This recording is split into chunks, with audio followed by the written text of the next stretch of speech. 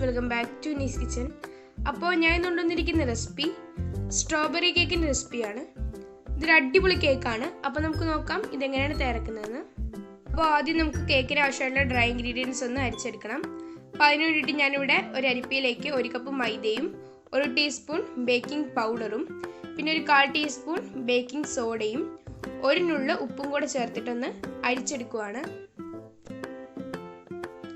ഒരു 3 തവണ അരിച്ചെടുക്കുക, അല്ലെങ്കിൽ 1 തവണ അരിച്ചിട്ട് നന്നായിട്ടൊന്ന് മിക്സ് ചെയ്ത് കൊടുക്കുക.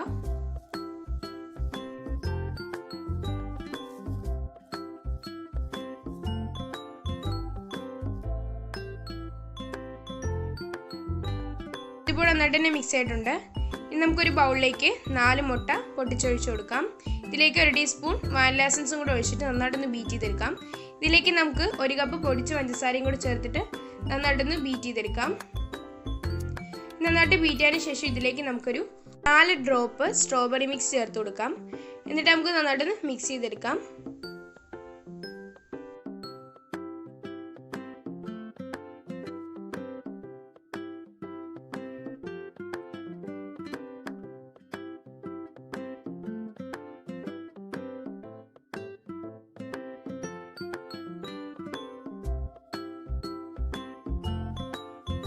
ഇതിലേക്ക് നമുക്ക് ഡ്രൈ ഇൻഗ്രീഡിയൻസ് ചേർത്ത് കൊടുത്തതിന് ശേഷം ഒന്ന് മിക്സ് ചെയ്തെടുക്കാം. പിന്നെ ഇതിലേക്ക് ഞാൻ 2 ടേബിൾ സ്പൂൺ പാലും കൂടെ ചേർത്ത് കൊടുക്കുന്നുണ്ട്. പിന്നെ ഇടയ്ക്ക് ഞാൻ പാലും കൂടെ ഒഴിച്ചു കൊടുക്കുന്നുണ്ട്. ഇപ്പം നമ്മുടെ കേക്ക് ബാറ്റർ ഇവിടെ റെഡി ആയിട്ടുണ്ട്. ഇനിയിപ്പോൾ നമുക്കിതൊരു മോൾഡിലേക്ക് ഒഴിച്ചു കൊടുക്കാം. അപ്പോൾ ഞാനിവിടെ ഒരു കേക്ക് മോൾഡ് ഇതുപോലെ ഗ്രീസ് ചെയ്ത് വെച്ചിട്ടുണ്ട്. അപ്പോൾ ബട്ടർ പേപ്പർ ഞാൻ ഇതിലേക്ക് വെച്ച് കൊടുത്തിട്ടുണ്ട്. അതിനുശേഷം ഇതിലേക്കൊന്ന് കേക്ക് ബാറ്റർ ഒഴിച്ചു കൊടുക്കുകയാണ്. ഇനി നമുക്ക് നന്നായിട്ടൊന്ന് ടാപ്പ് ചെയ്ത് കൊടുക്കണം. അപ്പോൾ എന്തെങ്കിലും എയർ ബബിൾസ് ഉണ്ടെങ്കിൽ ഒന്ന് പോകാൻ വേണ്ടിയിട്ടാണ് ഒന്ന് ടാപ്പ് ചെയ്ത് കൊടുക്കുന്നത്.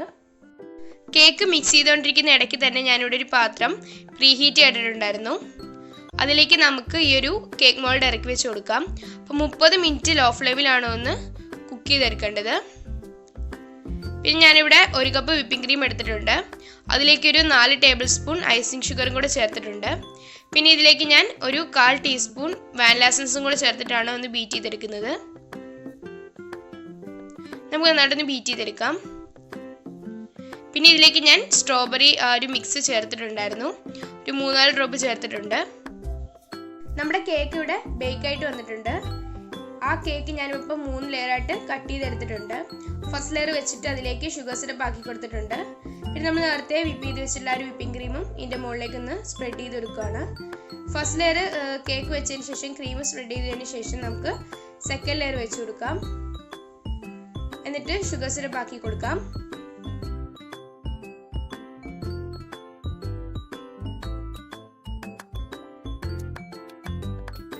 കേക്ക് ഫുള്ളായിട്ടൊന്ന് ഷുഗർ സിറപ്പ് ആക്കി കൊടുത്തതിന് ശേഷം നമുക്ക് ഇതിൻ്റെ മുകളിലേക്ക് വിപ്പിംഗ് ക്രീം ആക്കി കൊടുക്കാം.